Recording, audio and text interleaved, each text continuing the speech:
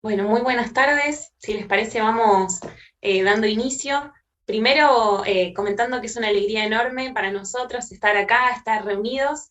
Mi nombre es Ana, soy de la ciudad de Rosario y formo parte del grupo NetOne, que es una organización internacional, en este caso del Cono Sur, de comunicadores y de investigadores en comunicación, que buscamos un poco encontrar la forma de que esta práctica nos lleve a la fraternidad.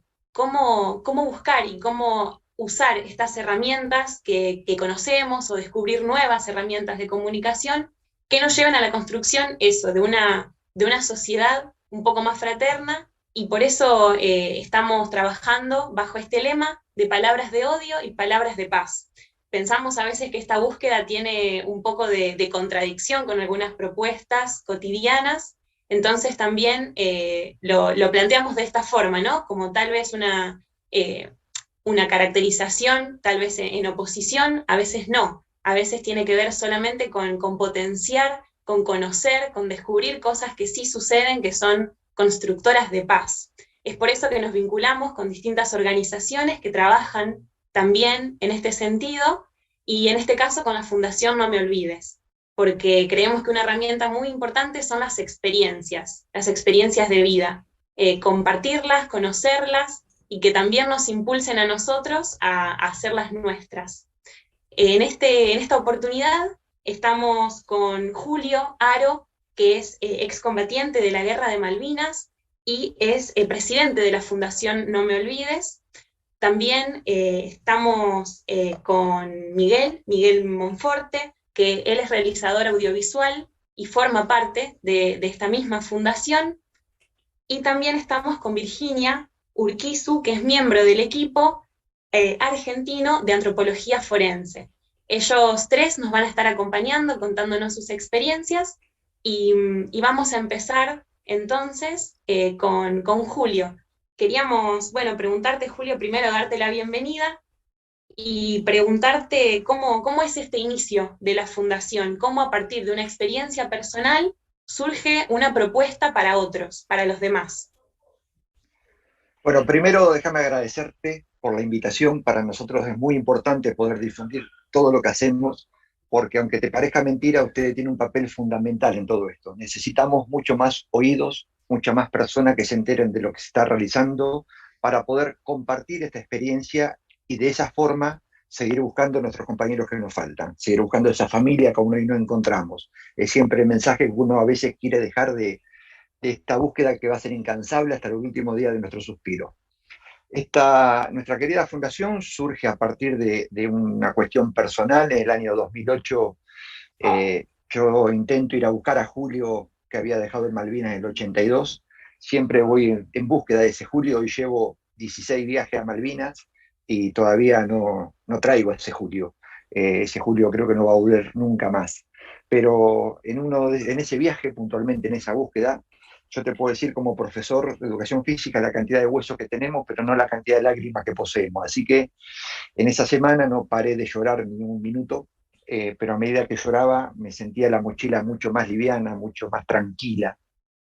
Fui a mis lugares, al campo de batalla, a los lugares donde combatieron otros compañeros, al cementerio, y en ese cementerio que hoy es mágico, encontré más de 121 placas que decían soldado argentino solo conocido por Dios. Es desesperante. Es entrar a buscar a mis compañeros del regimiento, Echave, Bordón, Valvidar, Oliverger, todos los compañeros de mi regimiento del 6, que no eran amigos míos, eran de mi regimiento. Y vos los buscabas por todos lados y no los encontrabas. Entonces, al regreso de ese viaje en Malvinas, que fue el 2 de abril del 2008, uno le cuenta a mi mamá y mi vieja dijo que no hubiera estado ni un minuto de su vida sin buscarme. En base a esas ganas de ver qué se podía hacer, nos fuimos el mismo año, el 17 de octubre del 2008, con un proyecto que se llamó Identidad Compartida, de poner a una mamá de un soldado argentino con una mamá de un soldado inglés, ambos hijos muertos, y preguntarle quién ganó la guerra. No encontramos sin ningún tipo de respuesta. Cuando viajamos a Londres, invitado por los ingleses, gracias a Dios, digo gracias a Dios porque las cosas por algo pasan, no hablo inglés, ninguno de los tres, ni José María ni José Luis, hablamos inglés. Así que eso nos sirvió de que nos iban poniendo diferentes traductores para poder hablar y tomar la experiencia.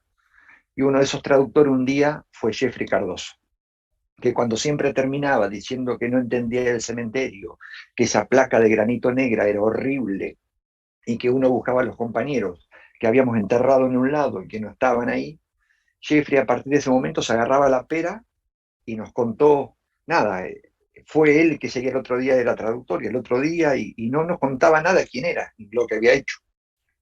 Pero siempre terminaba la charla comentando de que esa necesidad que teníamos. Así que antes de irnos, Carlitos Tevez estaba jugando en Londres, queríamos ir a verlo un sábado, y como ellos los sábados no trabajan, y dijimos, bueno, nos vamos a ver a Tevez, pero nos llegó un mensaje en el hotel que teníamos otra reunión, una reunión más íntima, así que había que estar. En esa reunión más íntima había muy poquita gente, nos contaron que los gobiernos tienen problemas entre los estados, pero los veteranos, entre nosotros, no había ningún tipo de inconveniente, que querían ver de qué manera nos podían ayudar. Nos contaron la historia de la popis, de la flor que ellos usan como símbolo a nivel mundial del veterano de guerra, y nos contaron que era mucho mejor tener una fundación que no una ONG, porque en la fundación hay un eje, son dueños, no cambian los principios, una ONG mañana cambia las autoridades y es totalmente distinta. Ahí es donde surge la flor, la no me olvides, por eso se llama no me olvides, y sobre todo eso, ¿no? De ingresar a ese cementerio mágico y decir, flaco, acá estoy, no nos olvidamos de ustedes. Así que surgió todo este tema y empezamos a hablar muchas cosas, nos fuimos a tomar unas cervezas y antes de despedirse, Jeffrey saca de su sobre todo un papel madera, un sobre muy grande, que dice, esto es para ustedes, sabrán qué hacer con él. Nos sube el taxi, imagínate que los tres nos desesperamos en abrir qué era, y había datos muy importantes, fotos, cosas que no entendíamos absolutamente nada. Así que nos vinimos, de ahí tenemos que viajar a Suiza, tenemos que hacer un montón de viajes más a Italia, y queríamos hacer copias por las dudas que se perdieran, así que logramos hacer 3 copias, 3 juegos para que ponerlo uno en cada valija, y cuando llegamos a nuestro país poderlo traducir. Nos dio mucha bronca, mucha impotencia, porque en ese mismo informe decía que ya lo tenía el gobierno argentino, que habían pedido antes de la ceremonia final, que la ceremonia final de entierro se hace el 19 de febrero del 83, que fuera un grupo de argentinos a reconocer a sus muertos. Y no fue nadie. Si hubiera ido uno, no hubiera existido nunca esa placa. Si hubiera ido uno y le hubiera tomado las huellas dactilares, no hubiera existido jamás esa placa. Así que nada, dentro del desastre lo que fue, nos dio ese informe. Con ese informe empezamos a hablar, a juntar, intentamos juntar esas personas que no tienen, si vos le tocas el corazón, una tomografía común, tiene otra forma, tiene una forma de Malvinas. Miguel, que no es veterano, tiene el corazón más grande que nosotros. Buscamos esas personas que nos quisieran acompañar y que sintieran la causa para cumplir un sueño, intentarle devolver la identidad a nuestros compañeros, y no sabíamos si era posible. Así que fuimos a ver a Luis von der Wied en su momento, buscamos un montón de personas que nos ayudaran. Yo tengo uno de mis ángeles terrenales que se llama Gabriela Cosifi, que era directora de la revista Gente y directora de Infobae, que era esa persona que nos cuidaba y nos protegía para que esto no fuera utilizado políticamente. Vos veías que realmente había este informe, el material que teníamos, a muy pocas personas les interesaba. Era para utilizarse de medio políticamente y no era lo que queríamos. Hasta le llegaron a decir a Gabriela si tenía tanto interés, si tenía algún muerto, ella, ¿por qué tenía tanto interés en esto? Y Gabriela, muy astuta, dijo que ella tenía 649 muertos, que si él no tenía ninguno, que le dijera. Así que, bueno, fue nuestro ángel y sigue siendo nuestro ángel terrenal, y trabaja no al lado nuestro, a la par o más que nosotros, para devolver la identidad a nuestros compañeros. Eh, Empezamos a cumplir de a poquito este sueño para hacer una tarea titánica. Tiene que ver con la empatía, con el amor, con tantas cosas lindas, no con el odio ni con el rencor, sino que fuimos decíamos que eran dos David en un mundo de Goliat.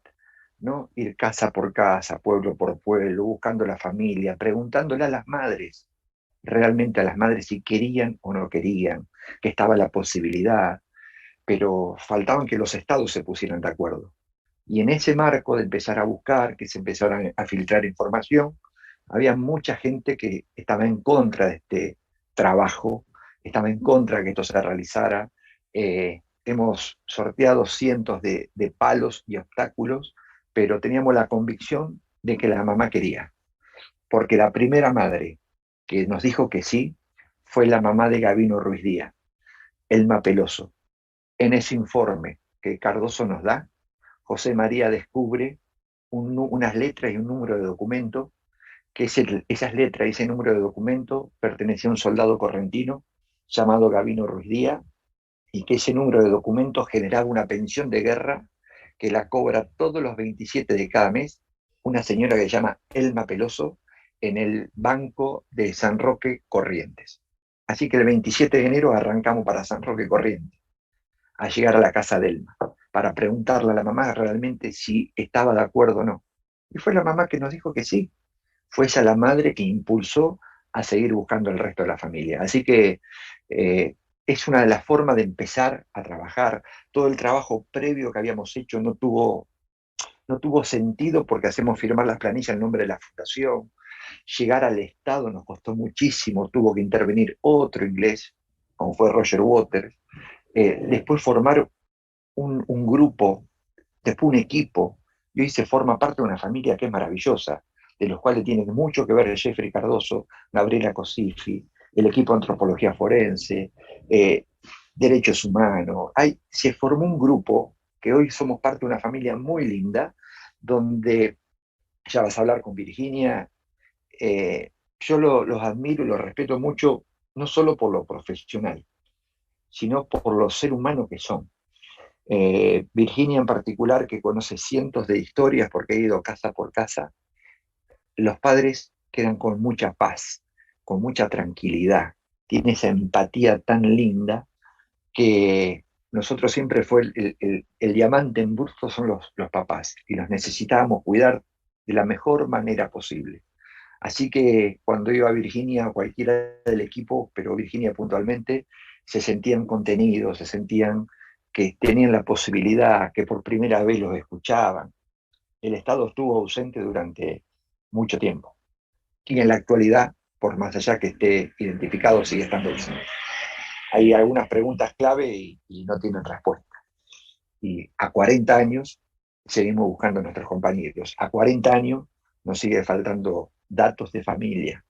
A 40 años, hoy todavía no hay número exacto de los caídos en Malvinas. Así que seguimos en esta tarea que no es trabajo, para mí es pasión, es amor, es empatía, es poderle robar una lágrima o una sonrisa a una mamá, es escuchar los mensajes todos los días, que vení, cómo andás, cuidate, es haber tenido, yo perdí a mi madre de sangre, pero tengo un montón de madres de teta o del alma, que vivimos por y para ellas. Ellas no tienen a sus hijos para que le hagan las cosas, nos tienen a nosotros. Entonces, una de las preguntas que a veces nos hacemos, y es dolorosa la respuesta, algunas personas que están encargadas del asunto de Malvinas, y a veces te das cuenta que faltan o información o interés por la causa, le das a elegir la provincia que quieran y le haces dos preguntas a ver qué respuestas te dan.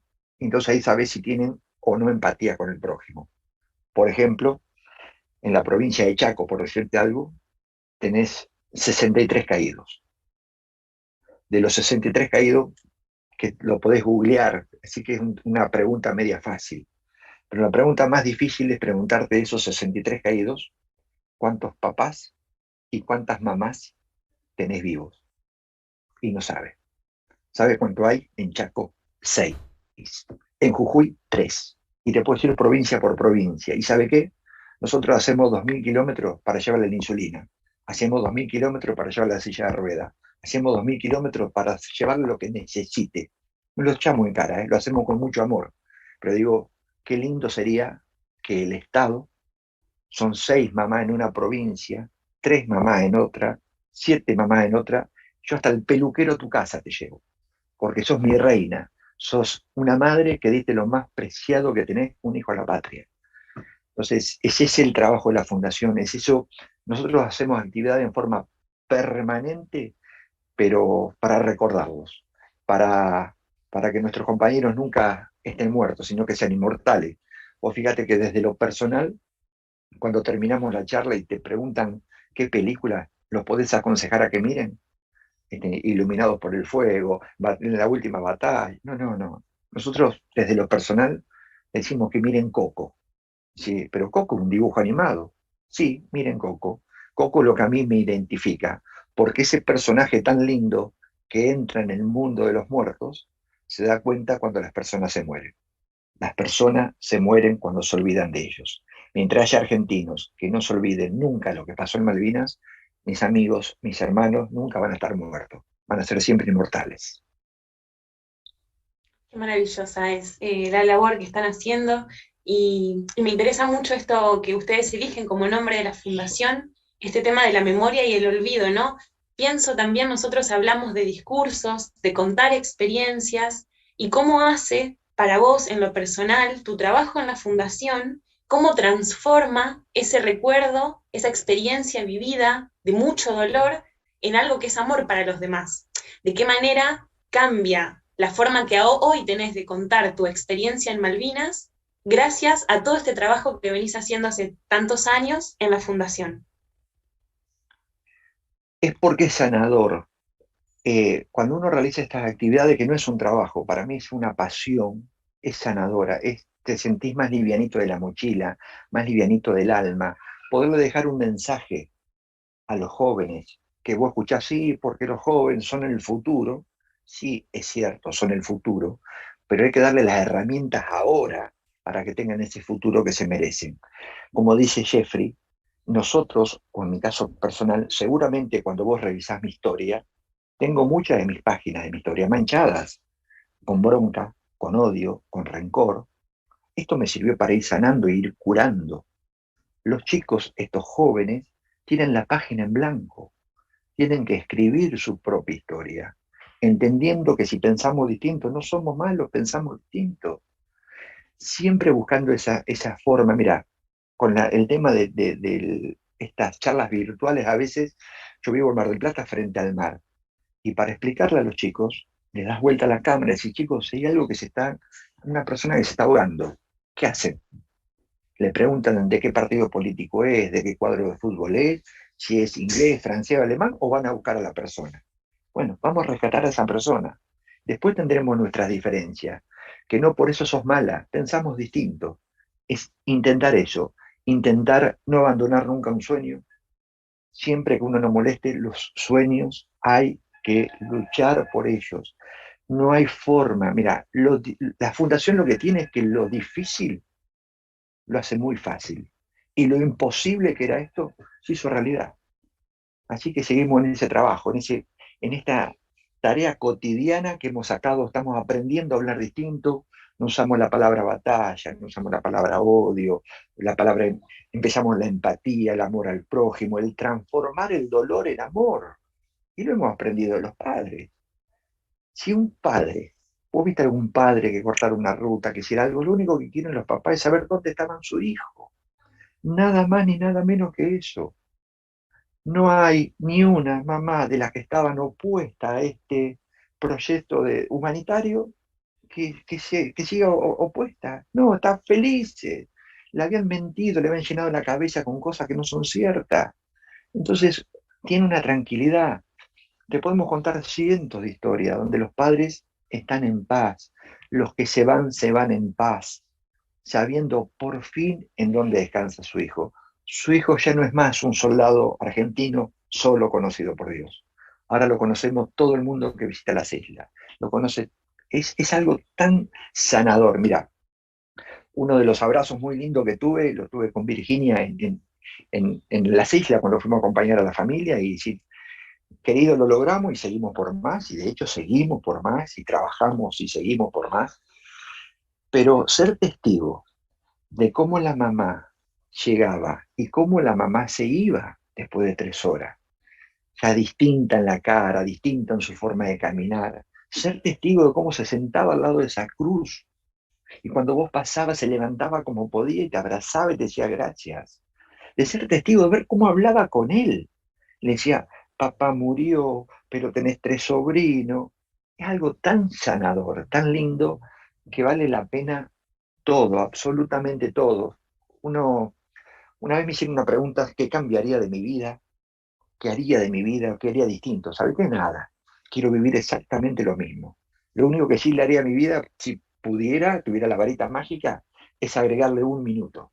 No sacarle, es agregarle un minuto. Y ese minuto, agregarlo para el abrazo final con mi vieja. Nada más que eso. Qué hermosa esta experiencia. Creo que seguramente en el público hay muchas preguntas más. Vamos a tener una instancia de preguntas posteriormente para también poder seguir compartiendo, indagando, conociendo más. Queda de todas formas abierto el contacto para que sigamos en lo personal. Te agradecemos un montón, Julio, por este primer acercamiento a tu experiencia. Te invitamos a que te quedes a esta parte de interacción con el público que viene más adelante. No, por favor, a tu disposición. Y entonces pasamos ahora a Virginia, a que nos cuente un poco cómo fue su primer vínculo con la fundación, que no tiene que ver con el primer momento de la fundación, sino cómo ella introduce su trabajo, qué te encontrabas haciendo, cómo das con la fundación y cómo encontrás ahí un lugar para seguir aportando, ¿no?, a este camino de restitución de identidad de personas.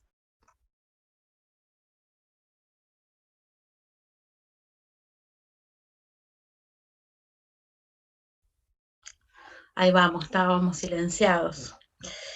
Primero agradecer también, como Julio, la invitación para el equipo argentino de antropología forense. También es muy importante multiplicar estos espacios, en los espacios en los cuales uno puede contar qué hace todos los días. Difícil arrancar después de las palabras de Julio, me tocaron, como siempre que lo escucho, de manera muy particular, pero creo que la fundación nos encuentra, nos va a nuestro encuentro, ¿no? O sea, esto que hablaba Julio de haber ido en su momento cuando tenían ese informe que les quemaba, haber ido al equipo argentino de antropología para preguntar, ¿esto se puede hacer? ¿Esto es posible? Bueno, ahí comienza nuestra historia, con la fundación, con Julio, con Gaby, eh, con esto que Julio nombraba como una gran familia, eh, donde tuvimos que aprender a trabajar de diferente manera, donde aprendimos en el día a día con estas familias, con un miedo enorme a lo que iba a pasar, a lo que venía, a no poder estar a la altura. Varios de nosotros pensábamos dentro del equipo esto, la angustia de llegar a un punto de no poder avanzar en el trabajo, porque no llegaba este bendito acuerdo entre los países. Mientras tanto sabíamos que se nos estaban yendo familiares y sabíamos que no íbamos a poder entregarle los resultados. Nuestro comienzo es ese, es el comienzo de las primeras entrevistas, de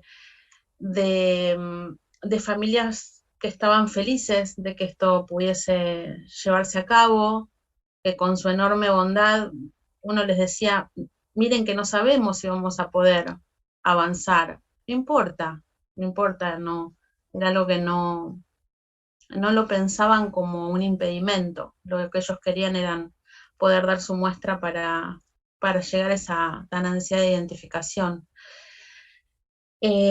Aprendimos mucho también de las piedras que se nos pusieron en el camino, las dificultades, la falta de información, la información recortada, Bueno, muchas cosas. Es como que son muchos años de proyecto. Estamos hablando de cuando yo me incorporo al proyecto es en el 2012, fines del 2011, principio del 2012, cuando empezamos a hablar del tema se conforma un equipo interdisciplinario e interinstitucional con organismos del Estado para hacer esto que Julio ya había hecho la avanzada con Gaby, ¿no? Esto de ir casa por casa, buscar a las familias. El Estado no, esa información no la daba. Hoy en día nos cuesta llegar a, a los datos de los que nos están faltando, ¿no? Teniendo en cuenta que estamos ante una situación de guerra en la cual es lógico que haya una lista de personas que fueron a la guerra, un número que no volvió y un número que sí. No parecería ser muy complicado, pero eh, los que trabajamos con diferentes actores y diferentes instancias de este Estado y de otros, sabemos que eso a veces pasa. Así que cuando se planteó la posibilidad de ser parte de esto, no lo dudé. Fue algo, me tiré de cabeza, o sea, no me fijé si había agua, si no había agua. Fue un amor a primera vista con este proyecto, fue así. Y es un proyecto que al día de hoy me sigue llenando de satisfacción, ¿no? A pesar de muchas veces de esto que hablo, de las dificultades de los estancamientos, que uno lo desesperan. Pero bueno, sabemos que hay un grupo de gente que sigue empujando el carro y creo que eso es mucho más fuerte, ¿no? El equipo obviamente que iba a aportar su parte técnica, porque era quien iba a realizar junto al equipo conformado por la Cruz Roja los trabajos de exhumación, pero también iba a aportar la experiencia que tiene en relación a trabajar con familiares de víctimas de diferentes situaciones, eh, acá y en otras partes del mundo. Así que sabíamos que desde ese lado había mucho para aportar, mucho para hacer, y, y fue hermoso recorrer el país, y esto que dice Julio en relación a, a escuchar a esas familias, a ponerse por un ratito, aunque sea, en ese lugar, ¿no? Yo no tengo ningún familiar caído en Malvinas. El tema Malvinas en mi casa no era un tema que se haya hablado demasiado. Yo era muy chiquita, tenía 7 años cuando comenzó la guerra, eh, pero fue el tema que particularmente a mí me movilizó más de todos los que he trabajado, por alguna razón. Estoy todavía descubriéndolo. Eh, Quizá tuvo mucho que ver con la gente con la que tuvimos la posibilidad de estar y de trabajar y de conformar el equipo. Eh, pero bueno, es una experiencia que todos los días yo no hay un día que no me levante pensando en este proyecto, ¿no? Y a ver si podemos avanzar un poquito más, si podemos dar un nuevo paso, si podemos dar alguna respuesta, eh, haber, haber acompañado a las familias al cementerio, este abrazo que Julio dice que para mí también fue el abrazo más, uno de los abrazos más importantes de mi vida, eh, hacen que uno siga totalmente comprometido con esto, ¿no? Tenemos un compromiso con los que nos faltan. Eh, y lo asumimos, está asumido, no podemos parar en relación a eso. Así que eh, nosotros felices de compartir este espacio con la Fundación porque son nuestra familia, como decía Julio, y, y bueno, creo que quizá todo lo que tenga que ver con cosas muy particulares de lo que quizás fue el trabajo en las islas y demás, podemos dejarlo para el momento de las preguntas. Si hay alguna pregunta en particular, yo lo que quería rescatar era la parte, por lo menos, que me compete a mí, ¿sí? Que es eh, el trabajo específico con las familias y la importancia de ese trabajo y saber que si esas familias no hubiesen querido, no hubiésemos podido hacer nada, ¿no? Y qué importante también en este vínculo con las familias el rol de la escucha. ¿Cómo cambia para vos o qué representa ahora, después de este trabajo para vos, esta instancia de escucha, ¿no? En la construcción hablábamos de diálogo, de relación, de vínculos. Me imagino incluso, como decía Julio, con eh, este ir al otro desde la empatía, empatizando tal vez con una experiencia que en principio es ajena, ¿cómo juega este rol de la escucha desde tu lugar? Particularmente lo que decís en relación a la empatía es lo primero que nosotros como antropólogos necesitamos para poder llegar a una situación de entrevista con un familiar, ¿no? O sea, ponerse por un segundo en el lugar del otro, sabiendo que el dolor no es propio, que es un dolor ajeno, lo está viviendo otra persona, eh, es lo más importante en, en el momento en el cual se entabla esta relación, porque es eso, es una relación, es el comienzo de una relación con una familia, con un familiar, con un grupo, con familiares, que muchas veces esas entrevistas las realizamos en las casas, ¿no? Estamos entrando a su casa, nos están abriendo la puerta de su casa, estás entrando a su templo en algunos casos, ¿no? Porque cada casa tiene esa particularidad, ¿no? De familiares de combatientes fallecidos. Y otro de los elementos más importantes tiene que ver con la posibilidad de generar por medio de esta escucha, y no solamente es la escucha, es estar, es tocar, bueno, vivimos 2 años de pandemia, ¿no? El tocar y eso es como que nos está nos está costando hoy en día en las nuevas entrevistas que tenemos, ¿no? Eh, pero esto de sostener, de acompañar, de estar cerca, de que la persona sienta que uno lo está verdaderamente escuchando, permite la confianza, que es algo que la mayoría de los familiares la había perdido.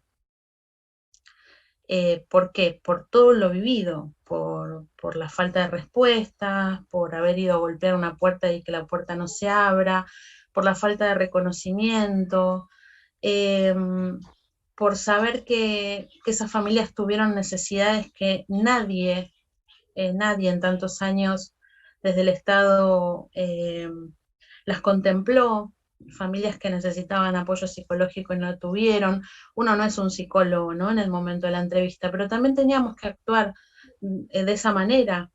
Teníamos una persona que tenía formación, por eso la importancia de poder visitar a la familia siendo un equipo, ¿no? Un equipo que a medida que fueron pasando los años, estamos hablando de 2013, cuando comenzamos con las primeras entrevistas, en adelante ya no hacía falta hablar, nos mirábamos y ya sabíamos quién de nosotros tenía que hablar, si había un silencio, sabíamos si era un silencio que había que sostenerlo o no, eh, que bueno, que tiene que ver con la práctica, ¿no? Y con un equipo que estaba comprometido con lo que estaba haciendo. Eh, yo creo que eso fue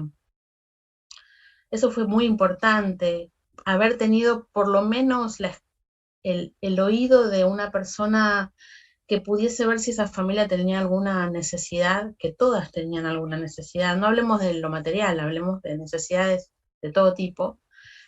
También fue importante.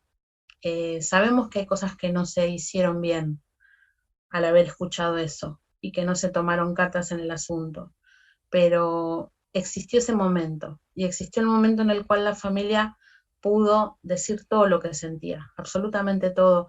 Por eso hemos tenido entrevistas que han durado horas, porque los tiempos siempre son los tiempos de la familia. O sea, uno eh, no puede limitar el tiempo de un momento de entrevista, porque sabemos lo que significa, lo que mueve, lo que moviliza, lo que duele.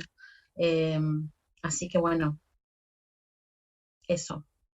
No sé si me fue por las ramas, pero No, está perfecto, seguro que seguramente. sí que me fue por las ramas. Casi estoy. No, no, pero es hermoso, me parece todo lo que nos compartís desde tu labor en el equipo de trabajo y también como vos dijiste, invitamos a todas las personas del público a que piensen esas preguntas que seguro surgieron para hacértelas también posteriormente. Gracias, Virginia. No, gracias a ustedes, por favor. Y pasamos entonces ahora a hablar con Miguel para que nos cuente también cómo comenzó su vínculo con la fundación y también cuál es la importancia de la comunicación en este tipo de experiencias que tienen una parte de común a todo el pueblo argentino, pero también tienen una parte de personal, de individual, de particular, cómo es esta búsqueda de la herramienta de transmitir algo que puede ser individual, pero que busca ser compartido con otros. Bueno, yo también voy a comenzar agradeciendo, ¿no? Ana, si me permitís, bueno, esta invitación, esta posibilidad de encuentro, como siempre decimos con Julio, con Virginia, con todos los integrantes de No Me Olvides, es fundamental justamente poder difundir, porque no solo que nos escuchen, sino también escuchar. Eso es lo que permite este tipo de encuentros, que bueno, con la posibilidad presencial siempre son digamos, de una materia mucho más sustanciosa, pero también la virtualidad nos ha obligado, pero también nos ha puesto más cancheros para hacer este tipo de reuniones, ¿no? Y a partir, bueno, de lo que me preguntás, a Julio yo lo conocí en 1991. Yo empezaba aquí en Mar del Plata con mis primeras realizaciones. Había empezado hacía poquitos años atrás a autoformarme prácticamente, no había muchas posibilidades no había escuelas de cine, había hecho algunos cursos, talleres aquí, luego, digamos, de finalizada la dictadura, que se empezaban a abrir aquí en Mar del Plata, y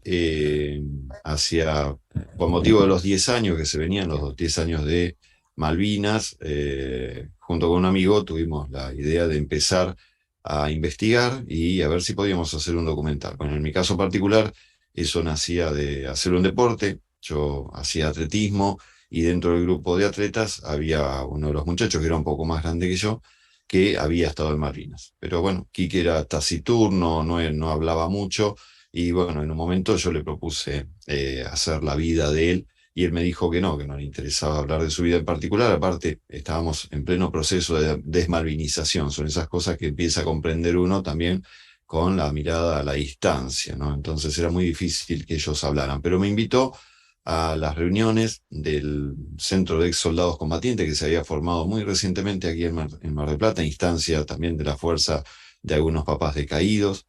Y ahí lo conocí a Julio, justo en ese periodo. Él es elegido presidente del Centro de Ex Soldados Combatientes, así que entre los numerosos testimonios y todo lo que fui en aquella oportunidad, con motivo de los 10 años de Malvinas y mi primer documental acerca del tema, fui acercándome a Julio, a su familia, a seguirlos, a todos en un montón de actividades que tenían que ver con los 10 años. Y a partir de ahí quedó una amistad que se fue, digamos, trasladando a través del tiempo. Y en 2008 yo tuve la oportunidad justamente de irlo a ver justo cuando estaba a punto de viajar a Malvinas, que era bastante extraño hoy cuando alguien, y sobre todo un veterano de guerra, dice que va a ir a Malvinas, es, digamos, por lo menos no tan sorprendente. Ahora, en aquel momento lo era. Y además, bueno, no había muchas posibilidades de ir y venir de inmediato. Los vuelos iban una vez por semana, así que Julio se quedaba allí solo una semana con teléfonos celulares. No es como ahora la posibilidad de comunicación, que era bastante incierta y demás. Así que tuvimos que esperar varios días para que él regrese y si bien, como dijo el mismo Julio, él fue un poco para cerrar su historia personal, cuando volvió, digamos que, y nos juntamos, ahí, bueno, me sorprendió nuevamente con esta idea había sido muy impactante para él las visitas que hizo al cementerio. Todos teníamos un poquito de información justamente acerca de las placas de soldado argentino solo conocido por Dios, pero no sabíamos que eran prácticamente la mitad o más de la mitad, ¿no? Entonces ahí surge justamente la necesidad de Julio, como comentó, de devolver la identidad y en este sentido todos nos preguntábamos cómo. Y el viaje a Londres dio algunas herramientas, los viajes a Buenos Aires, consultando también luego con el informe de Cardoso. Y a partir de ahí también surge la necesidad de darle una entidad que justamente ayude institucionalmente a esta idea, que era de estos 3 veteranos de guerra, nada más, y que con eso también habían sido aconsejados que no iban a llegar muy lejos. Entonces aparece la posibilidad de conformar la Fundación No Me Olvides, y yo me integro desde el primer día como miembro justamente de la comisión directiva. Pero bueno, en eso, digamos, jamás a los que estamos integrados a esta familia que es la fundación no nos interesaron los cargos, sino justamente hacer cosas. Y la verdad que fueron esos primeros años, un poco como comentaron Virginia y Julio, de mucha incertidumbre. No había apoyo para nada, no había información, había desinformación y había también, podríamos decir por ahí, algunos toques de maldad que hacían que el proyecto no avanzara. Y bueno, yo ahora, ya después de varios años de haber hecho otros trabajos sobre Malvinas, se venían los 30 años de Malvinas, y ahí me parecía que se podía retomar el tema audiovisualmente. Yo ya también sentía que estaba mucho más maduro para encarar una tarea así, y también dando talleres de cine, entusiasmé a un grupo de estudiantes para que me acompañaran en esta nueva aventura de hacer un documental un poco más grande. Y en aquel momento, cuando lo comencé, en 2012, yo pensaba que como todavía no podíamos mencionar demasiado lo que se estaba haciendo con la fundación, porque justamente las puertas se cerraban de inmediato o no había credibilidad, yo quería que el tema principal fuera hablar de los 30 años y si al final mencionar que estaba la posibilidad o que se estaba trabajando en la reidentificación de los caídos. En el medio de todo ese proceso de investigación, tenemos la suerte que justamente de la mano primero de Gaby Cosifi, que contacta a Roger Waters, todas esas largas historias que además son muy interesantes audiovisualmente, pero vamos a compactarlas ahora. Roger Waters visita la Argentina para hacer una serie de recitales y se reúne como activista, ¿no?, de derechos humanos, más allá de músico destacado, con la presidenta Cristina Fernández de Kirchner. Y ella ahí se entera del proyecto, lo toma y, como decimos siempre, por fin llegó a las manos de quien tenía la posibilidad de brindar todo el apoyo para que se llevara adelante. Y bueno, con el anuncio público el 2 de abril de 2012 de la presidenta Cristina Fernández de Kirchner, ya teníamos nosotros la puerta abierta para encarar el tema, pero a mí me seguía preocupando mucho que lo que nosotros mostráramos acerca de todo lo que se venía trabajando de la Fundación para la reidentificación, que hasta ese momento no había tenido ningún resultado certero, era demostrar que lo estábamos haciendo de un modo serio, que no había ningún interés por detrás que no fuese justamente la cuestión humanitaria. Así que eso fue lo que a mí me movió, tener una herramienta audiovisual que nos permitiera demostrar, más allá de las charlas que podíamos tener, lo que estábamos haciendo y que fuera sincero. Y a partir de ahí nace Héroe Corriente. 2 años después pude estrenar y bueno, hasta el día de hoy sigue haciendo un intenso y inmenso recorrido el documental, con el cual encaro, digamos, la vida de Julio como un personaje, como podrán ver, aquellos que no han visto el documental, es muy cinematográfico, es ese motor que impulsa proyectos que parecen imposibles y que justamente eso lo tiene en acción todo el tiempo, algo bien cinematográfico, ¿no? Alguien que tiene un objetivo y lucha para lograrlo. Y bueno, a partir de ahí empezar con otras historias conexas. Y en el medio, obviamente, empezar también a darle voz a las mujeres. Y a partir de ahí, en un tema tan masculino, tan cerrado, hoy se lo ve como muy femenino con el involucramiento de las mujeres, no solo del equipo de antropología forense, sino también de las madres, pero hasta ese momento eran los padres de Malvinas. Las mamás de Malvinas no se mencionaban demasiado. Entonces, la inclusión de Elma Peloso en el documental también le otorgó no solo una gran riqueza, sino la visibilidad de la necesidad de alguien que con los años había logrado una sabiduría, pero que con su sabiduría Elma no se resignaba a la pérdida de su hijo y a la pérdida de la identidad de su hijo, sino que justamente daba el visto bueno y estaba esperanzada con que se logre la restitución de identidades, que se logró bastante tiempo después. Pero bueno, ese proceso del documental, inclusive como era una producción independiente, yo le fui cambiando el final, tuvo 3 finales distintos hasta que logramos en la última versión mostrar cómo justamente Elma recibe la noticia de la reidentificación de Gavino. Pero yo siempre, desde chico, desde que empecé a estudiar, pensé que justamente los medios audiovisuales tenían la oportunidad de cambiar el mundo, pero no digo para siempre. Me parece que la gente cuando ve determinado material, a veces por entretenimiento y a veces también con ojos más abiertos, por decirlo de alguna manera, por un rato cambia su perspectiva, ¿no? Si el material audiovisual le está llegando, y yo creo en la sinceridad de muchos trabajos, que no tienen que ser necesariamente documentales como los que hago yo, pero me parece que a veces la sinceridad, más allá de la belleza estética, hace que a uno le peguen, en el buen sentido, justamente una obra audiovisual, y eso me parece que al menos transforma un poco a las personas, no sé si para siempre, pero sí por un buen rato. Y yo creo fundamentalmente que uno si trabaja con sinceridad y con los medios como corresponde y respetando mucho al espectador, las historias que uno puede llegar a contar, como esta, con la sinceridad con la que encaramos, también tienen su impacto.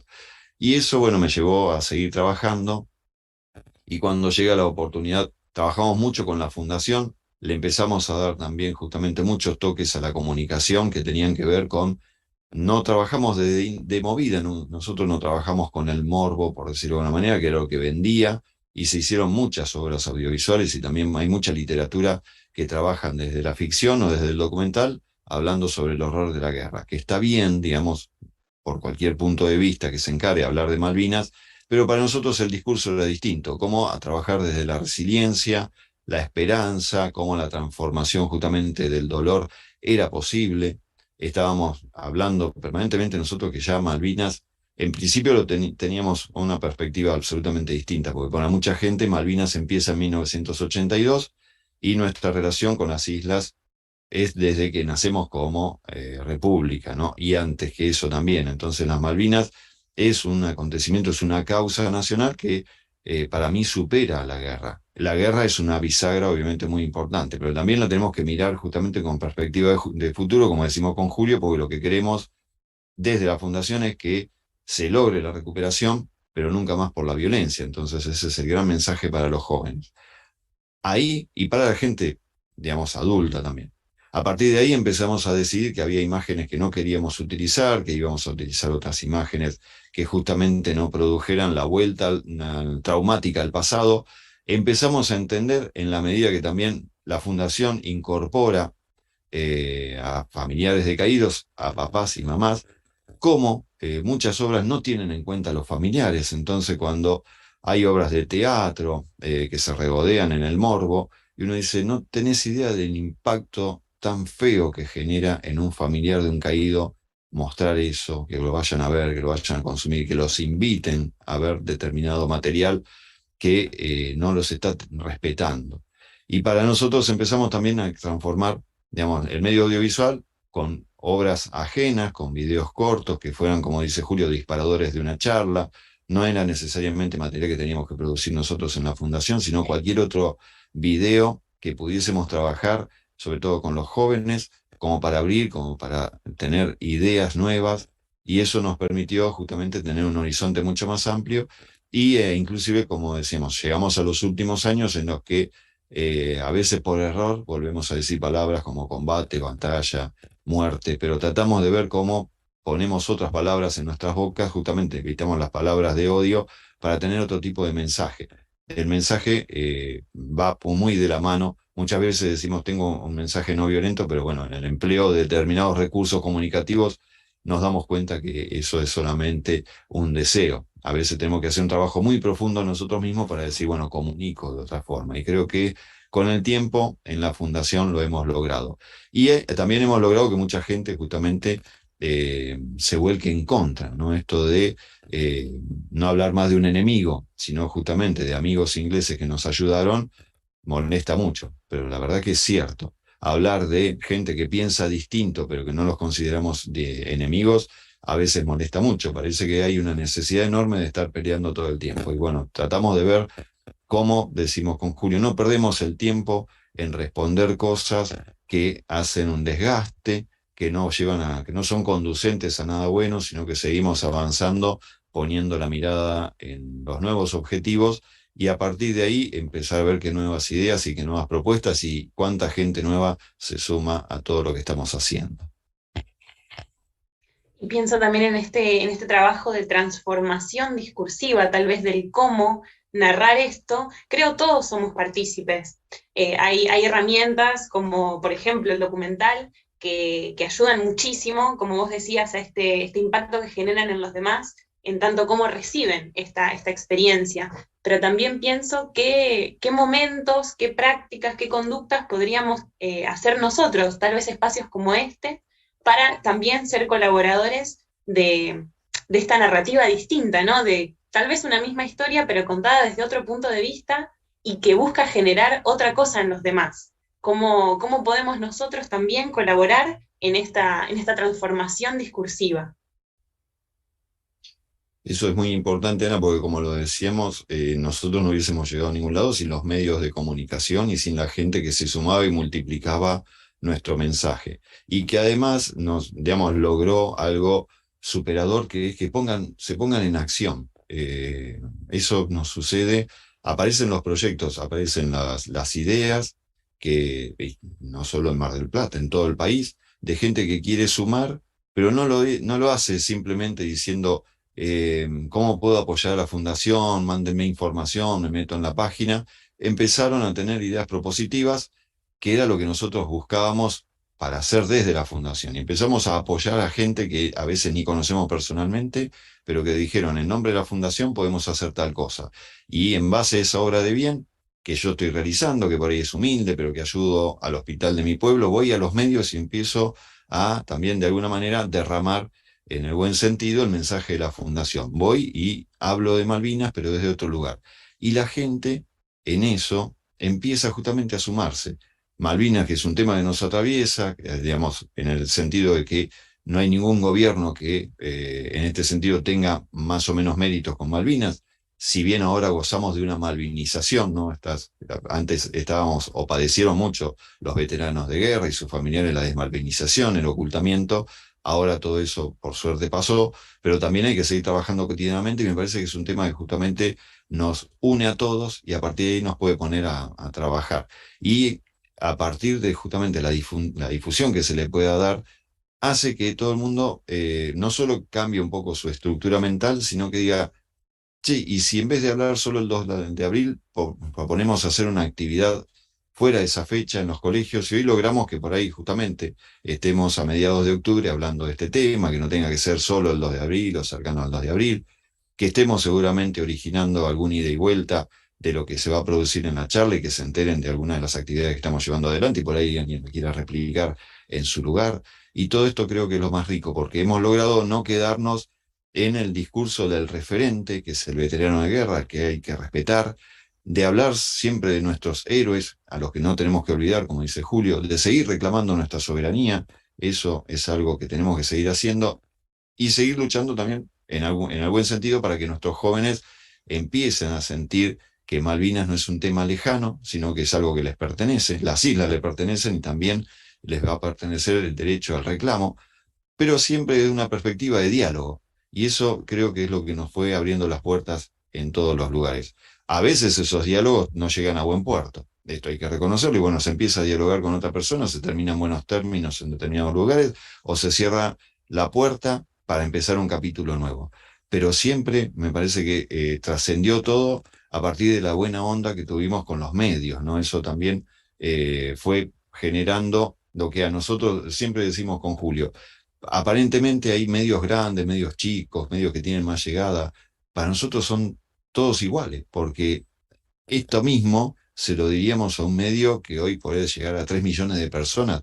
Bueno, no sé si eso cambia, el discurso no cambia, entonces creo que justamente de tener el mismo mensaje hace que nos vuelva auténticos. Por lo menos creo que eso es lo que hace que también la gente nos escuche. Muchísimas gracias, Miguel, también por compartirnos este tesoro que es tu experiencia dentro de la Fundación. Y abrimos entonces ahora el momento de preguntas. También me sumo a los agradecimientos que están dejando en el chat todos. Invito a que abran sus micrófonos, a que levanten la mano los que tengan ganas de hacer alguna pregunta, alguna duda, sumar algún aporte. También lo pueden escribir en el chat si alguno tiene algún inconveniente técnico. Podemos empezar por darle la palabra a Javier, que tiene su mano levantada.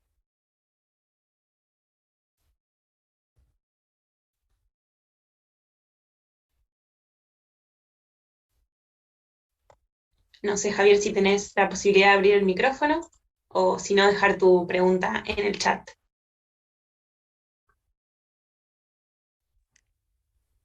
Ahí está.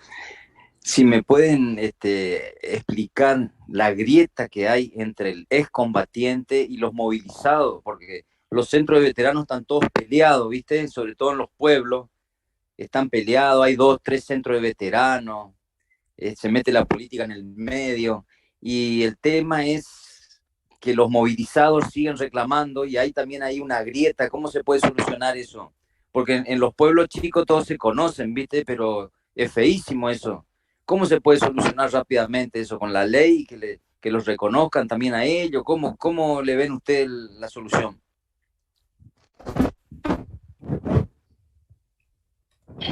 No sé, Julio, si querés arrancar. En general, a nosotros, a mí particularmente, son temas que a veces me llevan a pensar qué es esto que tratamos de no hacer.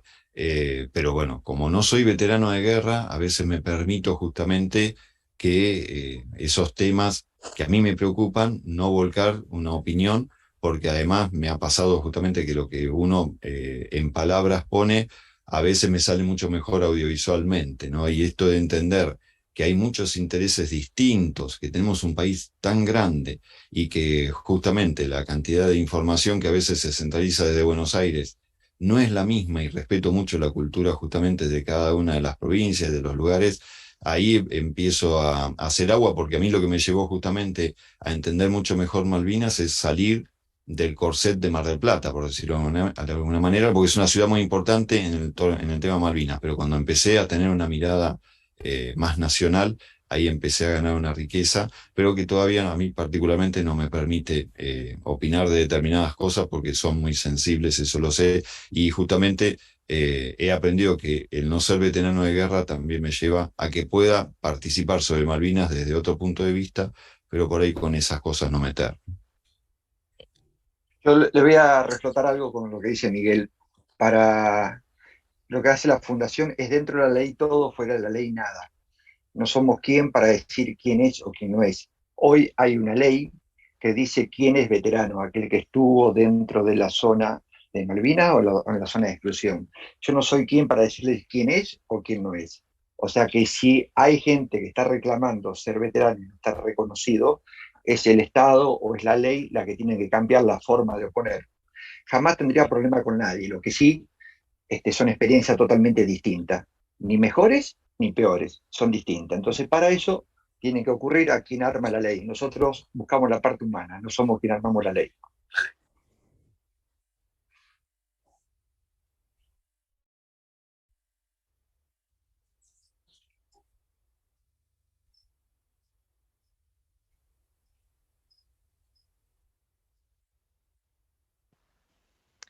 Susana quería hacer una pregunta, si te desmuteas. Bueno, primero, una pregunta para a cada uno, es agradecerles muchísimo, ¿no? Porque a nosotros nos brindan la posibilidad de comprender un poco más eh, esto que recién ahora quizás uno puede darse cuenta que te atraviesa tu propia historia, ¿no? Cuando vos, Miguel, decías, o Julio, Malvina nos atraviesa. Y yo me daba cuenta que realmente me di cuenta quizás tarde de que atravesaba la historia de mi propia vida, ¿no? Y aparte de agradecerles, uno tiene la necesidad de, de pedir perdón, pero ¿saben por qué? Porque quizás el tiempo que pasó de ser indiferente, eso, y de darnos cuenta tarde que esto era parte de nuestra vida y empezar grande, ¿no? A verlos o a buscar respuestas, ¿no? Yo era docente de una escuela especial y hasta que no empezamos a vivir por la cercanía de un veterano que empezó a trabajar, no empecé a preguntarme esto solamente. Sigo adelante y no importa cuándo me di cuenta, ¿no? Pero queda como ese dolor de no haber dado cuenta antes, ¿no? De que esto era parte de mi vida también, parte de mi historia. Y las preguntas serían, bueno, uno, Julio, ¿qué te ayudó a seguir adelante con tu vida? A Virginia,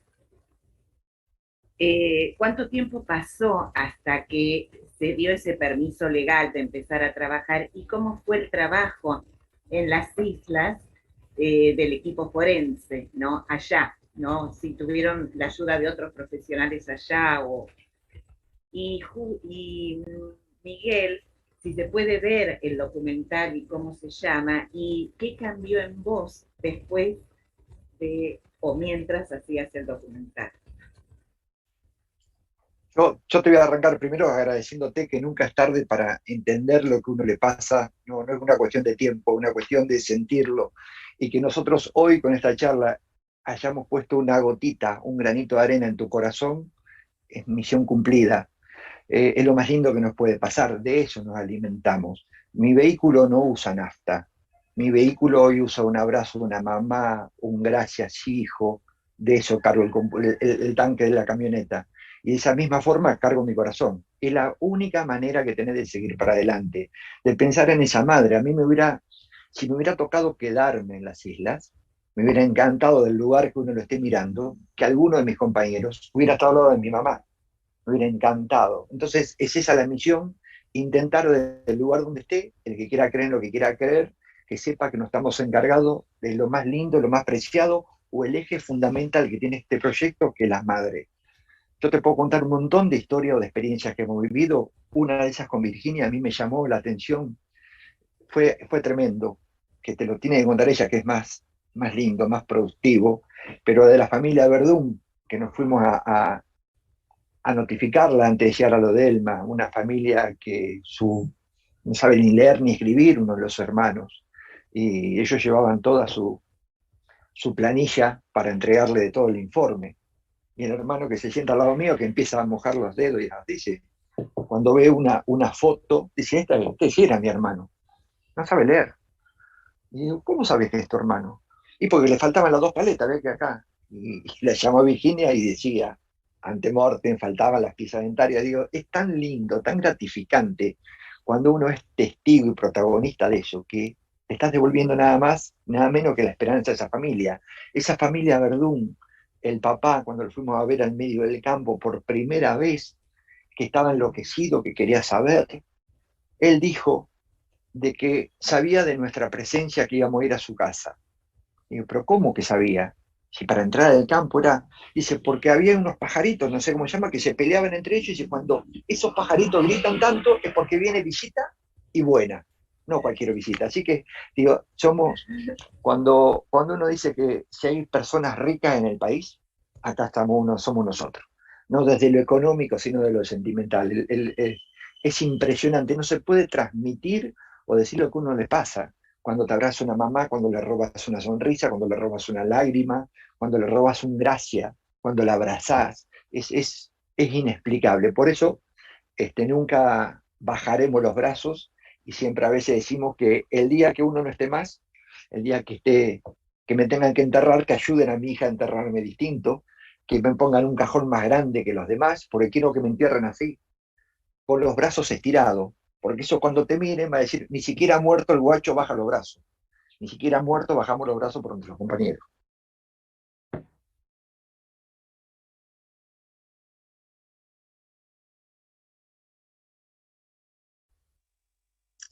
Bueno, Susana, te contesto lo que me habías preguntado. Nosotros comenzamos a hacer ese recorrido y a entrevistar a las familias en el 2013. Ese fue el año de comienzo de lo que fueron las entrevistas con los familiares. En diciembre del 2016 es el momento en el cual se firma el acuerdo entre los dos estados con la intermediación del Comité Internacional de la Cruz Roja para poder realizar los trabajos forenses en las islas. El equipo estaba conformado por varios especialistas, ¿sí? Cada país, Argentina y Gran Bretaña, tenía que poner a disposición ciertos forenses para ser elegidos por la Cruz Roja para ser parte de ese equipo. En el caso de Argentina se eligieron a 2 forenses que ya tenían experiencia en lo que eran misiones internacionales, Mercedes Salado Puerto, Luis Fondebrider y Silvana Turner. Por Gran Bretaña 2 forenses y el resto de otros países, España, bueno, había de varios países, ahora no me acuerdo todos, Alemania había 1 también, que suelen ser los mismos forenses que se encuentran en las diferentes misiones internacionales, ¿sí? Que ya tienen una experiencia de trabajo previa.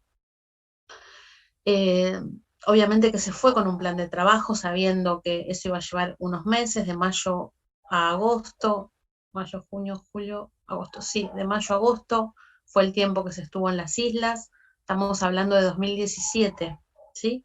El acuerdo fue diciembre del 2016, finalmente se viaja en 2017, se realizan los trabajos en el cementerio argentino en Darwin, se crea una morgue temporaria para poder trabajar en el mismo lugar y no tener que trasladarse, con la condición de que cada sepultura que se abría se analizaba y se volvía a cerrar el mismo día. Se hicieron todos los análisis que corresponden a este tipo de trabajos, ¿sí? Porque todo eso iba a ser el material que finalmente iba a estar en estos informes que había que entregarle a las familias. Las fotos, el registro fotográfico, radiografías, análisis odontológico, análisis de lo que decía Julio, ¿sí? Nosotros en las entrevistas le preguntábamos a las familias características físicas, porque eso también es importante a la hora de trabajar con las hipótesis de identidad. Entonces, en el caso de la familia Verdún, eso era así, o sea, le faltaban esas paletas y hay manera de saber si eso es algo que faltaba antes de la muerte o después de la muerte, ¿sí? Esas cosas se saben, son marcas que se ven en el laboratorio, en el análisis antropológico de esos restos. Así que el trabajo se hizo de manera muy minuciosa, si había objetos personales se separaban. Muchas veces no hacía falta el informe genético. Si vos le entregabas a un familiar un reloj que su papá le había regalado o un pañuelito bordado por esa mamá, la mamá no necesitaba más que eso para saber que ese era su hijo. Pero bueno, había que entregar ese informe a cada uno y el informe había sido escrito como para que cualquier persona lo pudiese leer y entender. Más allá de que había mucha terminología técnica, la presencia del equipo en ese momento también, esa era la función, ¿no? Poder transcribir eso que muchas veces parece difícil en algo que todos podamos entender. Así que ese también era parte de nuestro trabajo. Los primeros días de diciembre del 2017 es cuando entregamos los primeros informes, ¿sí? La Cruz Roja Internacional entrega a los estados una caja con todos los informes de cada una de las familias que habían sido parte del proyecto, haya sido identificado el resto de su familiar o no, y se entregaron esos informes a los familiares. Los primeros días de diciembre del 2007, seguimos en enero viajando y yendo a ver a las familias que no habían podido viajar a Ciudad de Buenos Aires, ¿no? Pero más o menos ese es el recorrido en relación al comienzo y a finalmente la concreción de este acuerdo y los trabajos realizados en Darwin.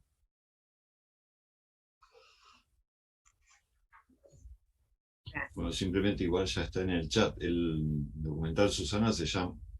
Perdón, di vuelta el micrófono. El documental se llama Héroe Corriente y está actualmente en Cinear Play. Si bien ahí lo han puesto inclusive el link. Gracias, Miguel.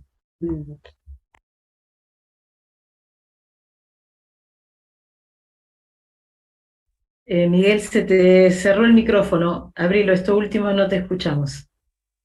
Perdón. Decía que no, siempre tratamos, ahí se puede ver de forma gratuita en Cinear Play, que ahí alguien ya compartió el link directo. Lo único que se tienen que eh, eh, inscribir es poner un mail y una contraseña propia y así pueden acceder a ver contenido argentino. Así que bueno, ahí se puede ver el documental y siempre tratamos de que todo lo que nosotros en este sentido hacemos, exhibimos, sea de manera gratuita, por supuesto. ¿Puedo hablar? ¿Puedo? Sí. Sí, adelante. Sí, adelante, por favor. Bueno, mi nombre es Mabel y soy mendocina. Les cuento que yo perdí mi bebé. Tuve mi bebé el día que cayó un avión. Era un avión que iban, creo que era, me explicaron que era como un vuelo rasante llevando mercadería para los soldados. Ese día perdí yo mi bebé. Y fue, me acuerdo que ese día nació mi bebé. Estaba en la sala de parto, era prematuro, ¿no? Y hacía poco había escuchado la noticia. Entonces yo le decía a Jesús que le entregaba este bebé por esta familia, por estas familias, ¿no? Creo que eran 3 los que iban en el avión. Fue una experiencia muy fuerte porque sentí una gran paz, ¿no? Pero bueno, siempre traía este recuerdo. Y con los años me vengo a vivir acá a Buenos Aires y me encuentro con la hija de una de estas personas que manejaban el avión, mi amiga María Laura. Fue tan impresionante cuando nos encontramos, ¿no? Porque yo le conté mi experiencia y me dijo que era su papá. Así es que ha sido tan sanador para ella y sanador para mí, ¿no? Y esto me emociona mucho.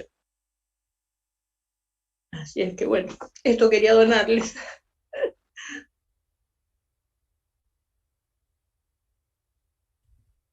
Muchas gracias, mami. Gracias por tu testimonio, mami. Gracias. Invitamos a alguien más, si tiene alguna pregunta que quiera hacer. Hay mensajes también en el chat que podemos ir leyendo. Dicen, gracias, un momento de compartir que me abre la mente y el corazón a esta realidad que conocí solo en su momento cuando fue noticia.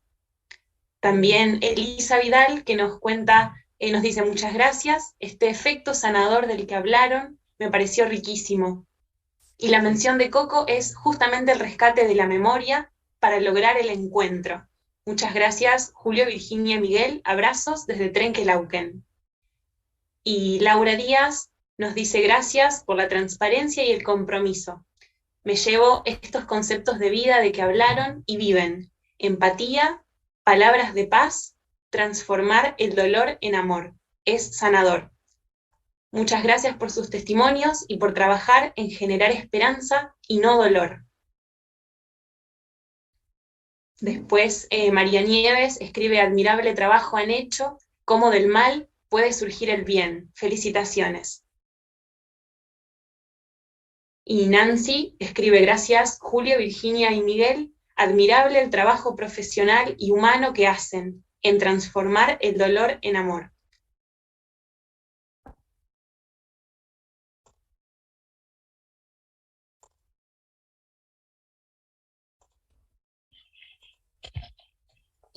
Bueno, vuelvo a decir que los agradecidos muchas veces somos nosotros, en el sentido de que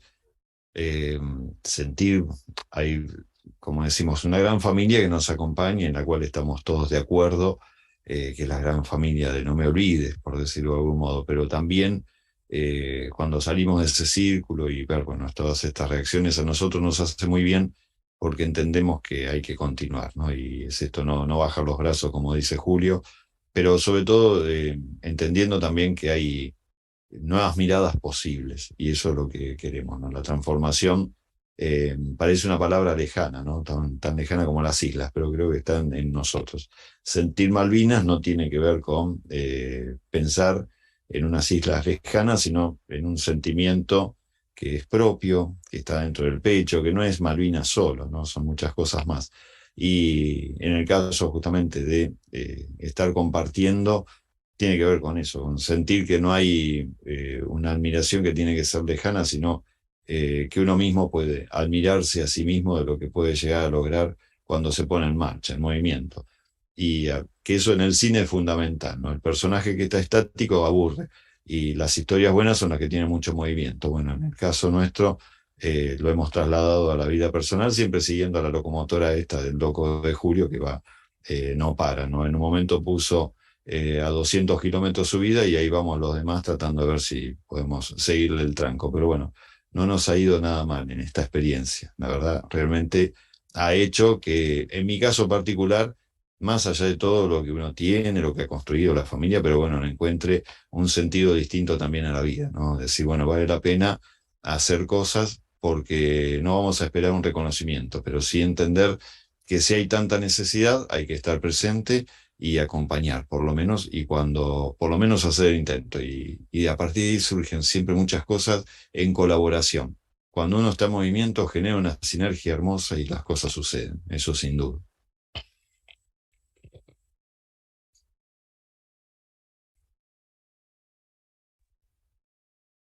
Desde nuestro lugar, entonces, en nombre del equipo NetOne, queremos agradecerles nuevamente por haber brindado tan abiertamente sus experiencias y esta riqueza tan grande que es la labor que vienen haciendo, que siguen haciendo como equipo de trabajo, de esta forma, compartiéndonos, hacernos parte también e invitando a sumarnos desde nuestros lugares, desde esta construcción de un relato distinto, conocer un poco más, compartir un poco en primera persona cómo son estas experiencias de trabajo por la paz desde distintos lugares. Así que les agradecemos un montón por su tiempo y sí, y por haber transmitido tan de corazón a corazón esto que están viviendo.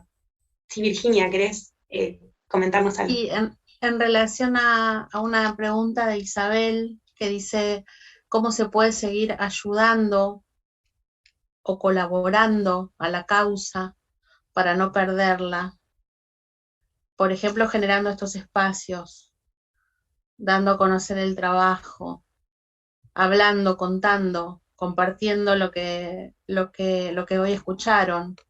Si alguien sabe de eso es Julio y la fundación, ¿no? Junto a Miguel.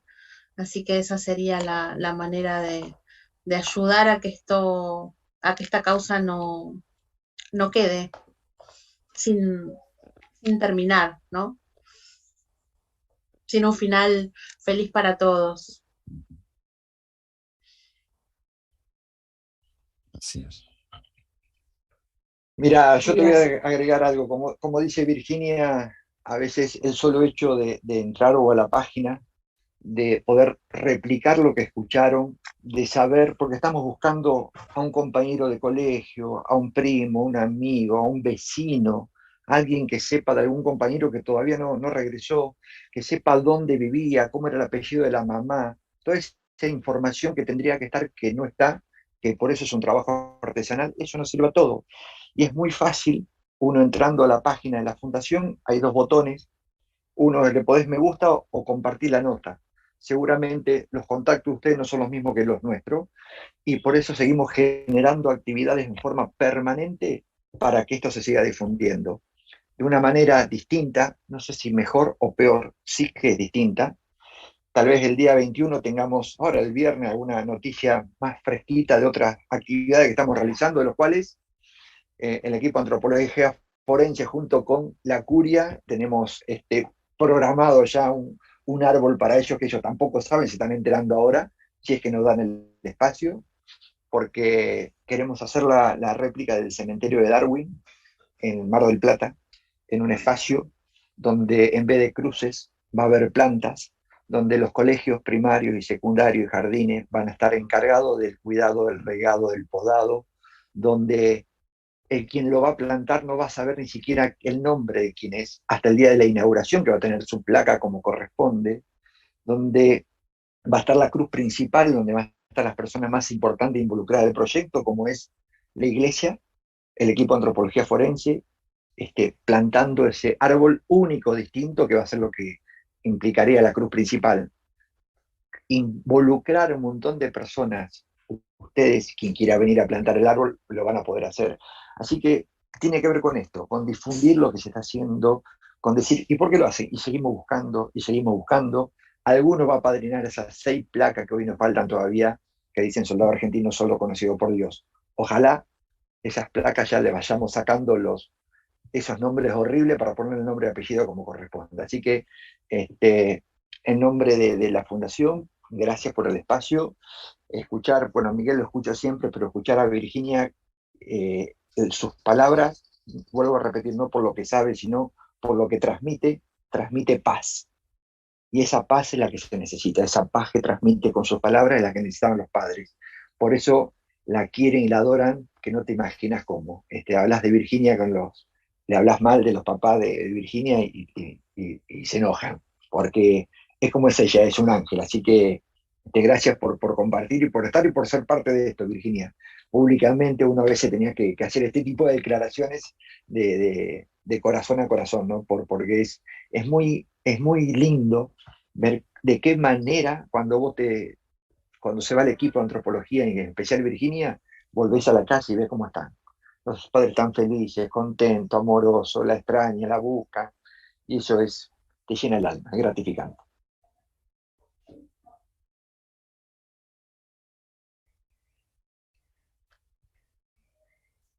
Agradezco una vez más entonces el espacio, igual que lo están haciendo las personas en el chat. Y bueno, concluimos entonces con este espacio más que conmovedor, y invitamos a todos a que podamos ponernos en contacto también con las plataformas y redes de Fundación No Me Olvides para seguir en contacto, para seguir construyendo juntos, al igual que estar atentos a los próximos encuentros que propongamos desde el grupo NetOne para seguir formando, ¿no?, esta red de todos comunicadores, de todos productores y multiplicadores de estos mensajes, como decían ahí en el chat, esperanzadores, de paz, de encontrar un camino juntos, ¿no?, para reescribir algunas historias, para contarlas y contarlas a otros también. Les damos las gracias entonces a todos por haber compartido este espacio y nos vemos la próxima. Muchas gracias. Muchísimas gracias. Hasta siempre. Gracias, chao.